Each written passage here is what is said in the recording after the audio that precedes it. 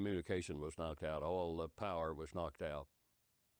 No lights other than the inferno basically below deck, and some of that coming through the hatches so that you could see intermittently light coming through from the inferno burning down below. And then I managed to get over to what I call the rail, big steel cable across the quarterdeck.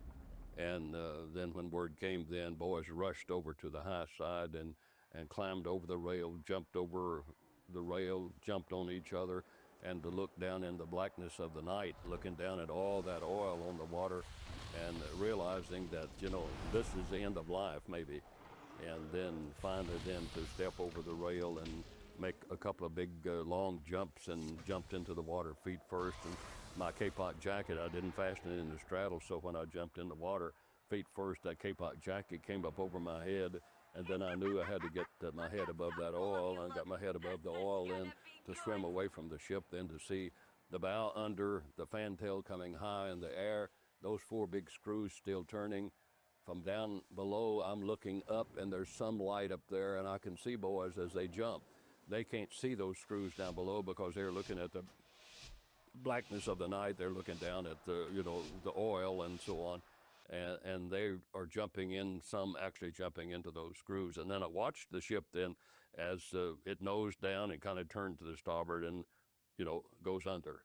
And then I'm away from the ship maybe 50, 75 yards or so, and we take an inventory of the little group that I'm in, and best we could kind of count off, there was 80 of us. And then we struggled, through the night. Several did not have kapok life jackets. Some were injured, and they didn't make it till morning. There were 3 of we Marines. One didn't make it till daybreak. And the other Marine, a boy that I refer to as Spooner, Miles Spooner, he'd gone into the water head first, and all that oil in his eyes. Now the next day or two, he's going to try to rub that oil out. But as he rubs that out, the salt water now is turning to powder, and he's rubbing that powder on his eyeballs. So he's going to get to where he can basically, he can't even blink his eyes. His eyes are just big red sores, and he was in misery that the first couple of days. We were probably in, I don't know, whether it was 10-foot or 12-foot swells, but if you've got 80 people and we're all trying to hold together, and then we go up on a swell and that swell breaks away, then we're scattered. Some's on one side of the swell, so to speak. And so all of a sudden, we're scattered. And so we try to hold ourselves together. And finally, someone, I don't know who or what, but anyway, we begin to form a circle. Those of us that were able-bodied would take our kapok jacket and hook onto our buddy. And so we formed a circle. Now we're all in the circle, so to speak. And then when we come up on the swell and the swell breaks away, we pretty much all drift accordingly. And we lost several boys, though, even that first night before daybreak. And then when daybreak came, then in fact, one Marine buddy of mine, he didn't make it through the night. But then the first day, then the next morning, we had company. When I say we had company, at any given time, you could look out. Actually, on the surface, you could look out and you see a big fin out there swimming around and around and around, seemingly out of fairness to the sharks. They weren't going to attack us, but you can imagine, the fright that we were experiencing just to think that, look at the sharks. And if you couldn't see a fin out there, if you look down in the water, put your head in the water, you can see them swimming down under you. And then every little bit, even that first day, there were those who maybe had been injured, and maybe they are have a temperature, they begin to hallucinate, and they imagine they see an island out there, and they swim out to that island. Or just like one came up to me and he said, "Hey, Marine, see that island over there? I just came from over there. Lieutenant Parks or Captain Parks, Lieutenant Stauffer, they're over there. They want you to come over there having a picnic." Well, I know better, but it's nearly convincing, And then to see him swim away from me, maybe 25, 30 yards or so, and then there he's splashing in the water, and then you hear a blood-curdling scream, and you see that kapok jacket go under. And then momentarily, then that kapok, then it brings the remains of the body back up to the surface, like a fish cork. The cork comes back up, And then if you check that body, then, well, immediately you aren't going to check it because the sharks see all of that blood, they smell that blood, and they come. And, the body is mutilated maybe, but even so, maybe the bottom torso is gone or the body is disemboweled. And so that's taken place so many times, even, the first day, but more so even the second day. But on the second day, just visualize that here we are, we're swimming nearly constantly, and our K-Pike jackets are not holding us up like they were when they were new, and we're desperate for water, and then to have a little rain cloud to come over, and you look and you see, and you just thank you, Lord, it's raining. You open your mouth heavenward, and you can, even with a big mouth like mine, you can catch some water. But I took my greasy hand, and kind of funneled some of the water to get and that isn't, just a few minutes till the little shower is gone, but at least we got a little bit of water there the second day. But even by the third day at noon, there was only 17 of us left. So, the sharks didn't get everyone, but some of them were injured early on before they left the ship. The sharks hit many of them, and we heard those blood-curdling screams over and over and over.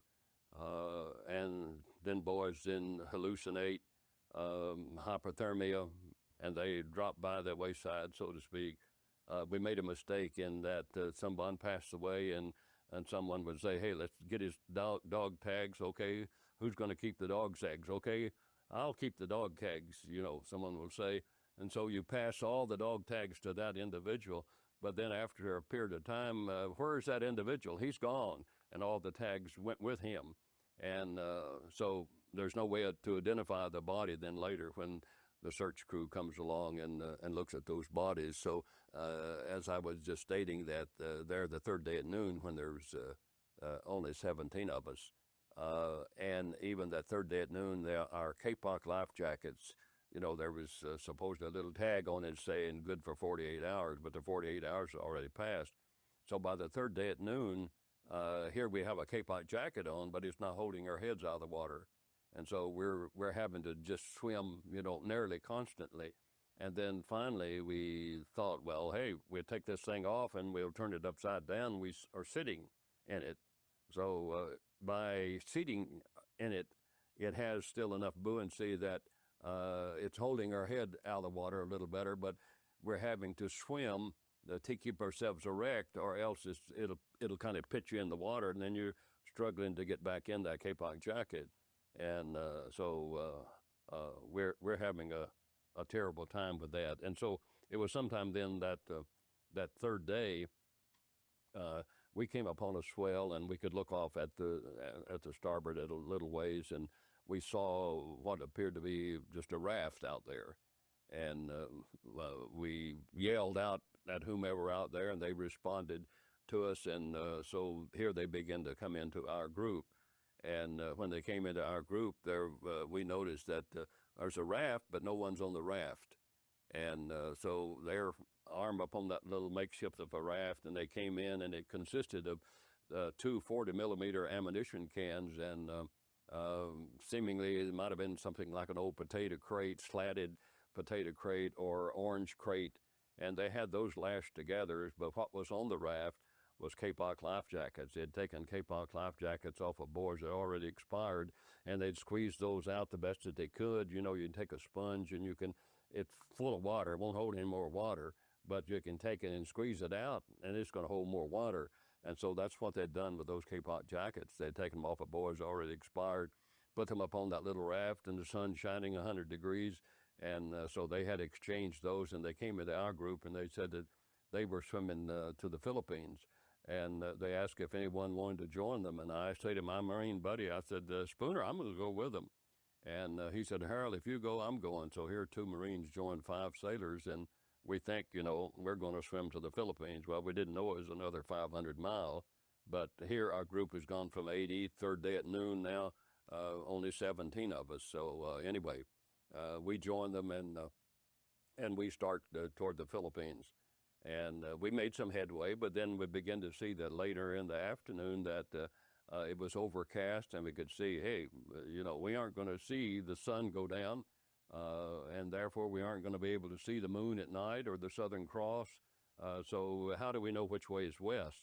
And sure enough, later than that afternoon, it began to get seemingly it's going to get dark through the night. But sometime later that afternoon, there of the third day, we came up on a swell, and we could look off at the starboard, maybe a couple of 100 yards or so up and out from us away, and we could see every now and then an old crate would come up, and I called attention to my buddies. I said, "There's just an old crate looks like out there," and there was kind of a compelling influence. Say, "Go and see what that might be."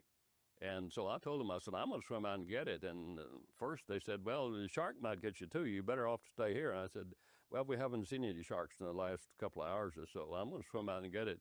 So here I'm dog paddling, and I make my way out to that crate. And as I got closer and closer, may I say, there's times when you pray and there's times when you really pray.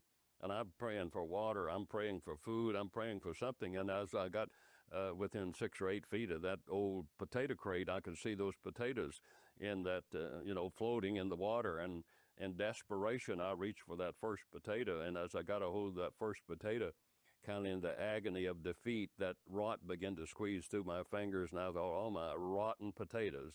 And often in my talks, I asked the ladies, I said, "You know what a rotten potato smells like?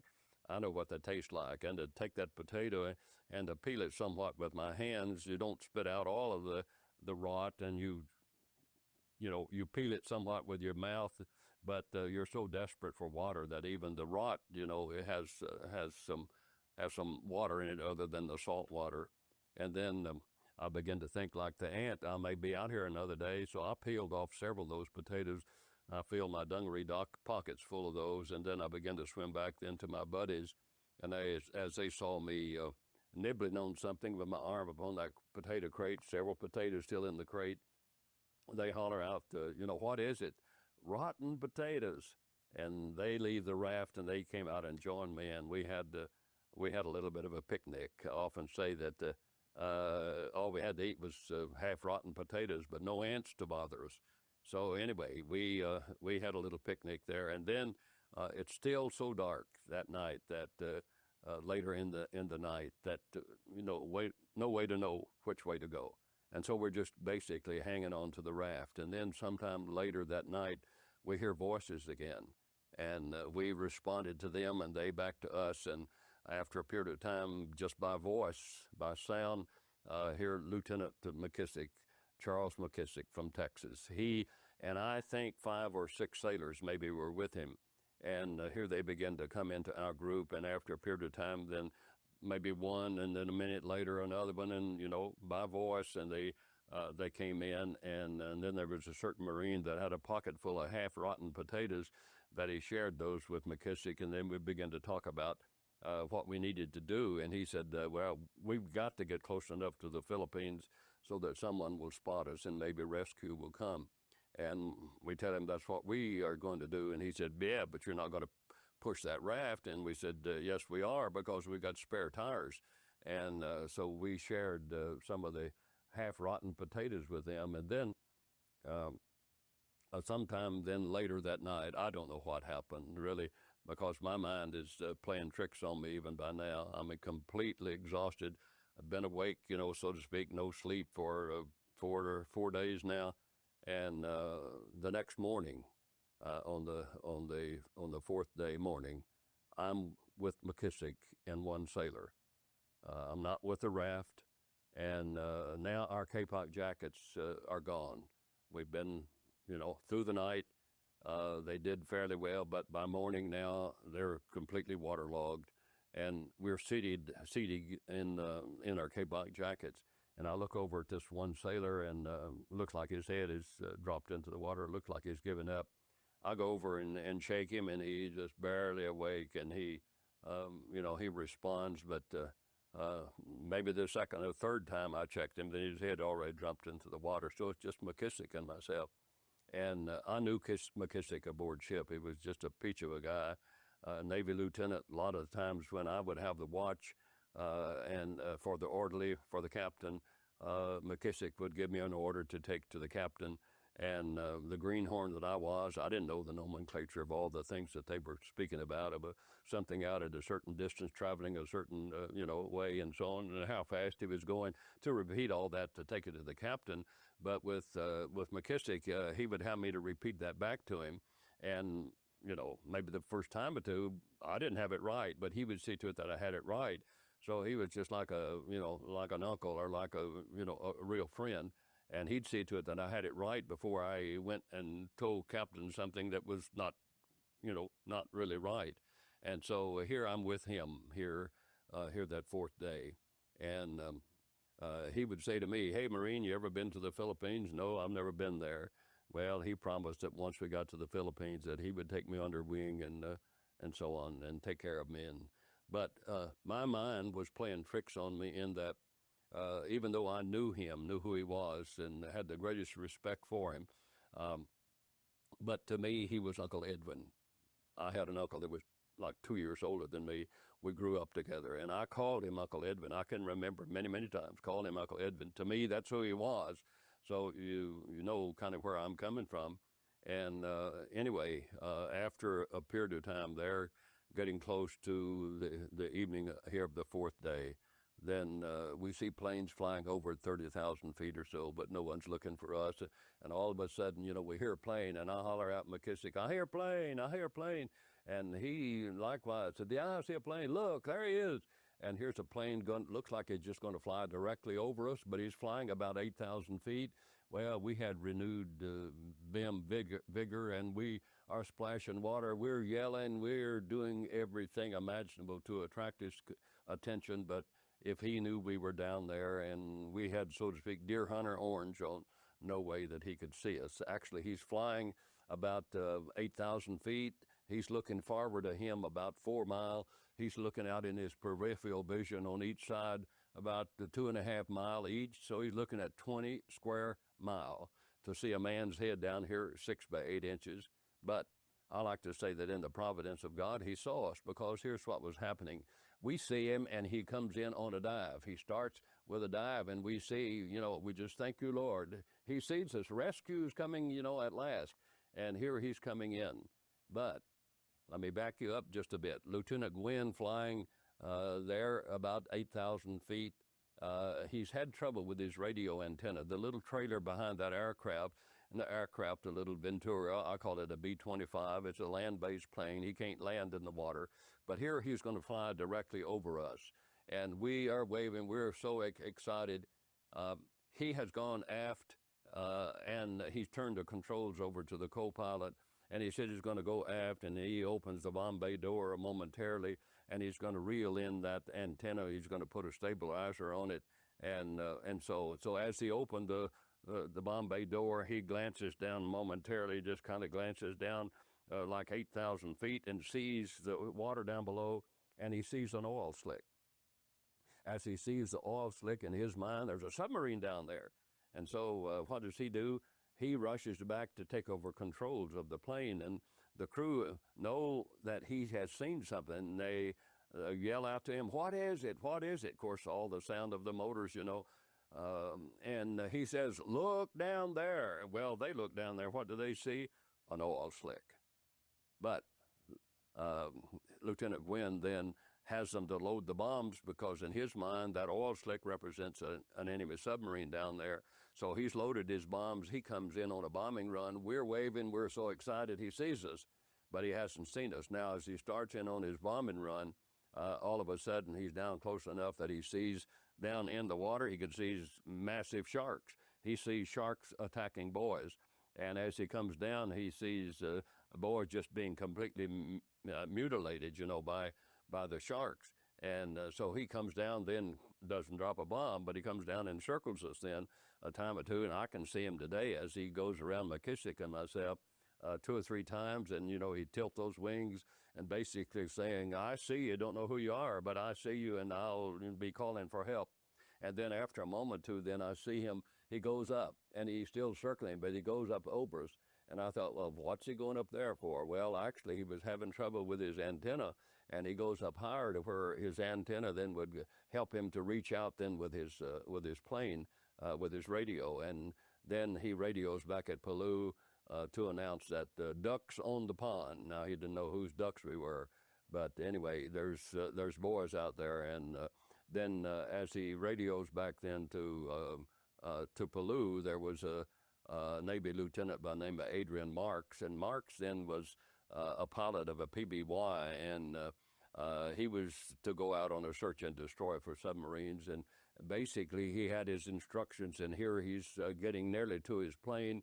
The plane had already been warmed up, ready for he and his crew to get in, and he gets that word, that there's boys out there and there's sharks, etc.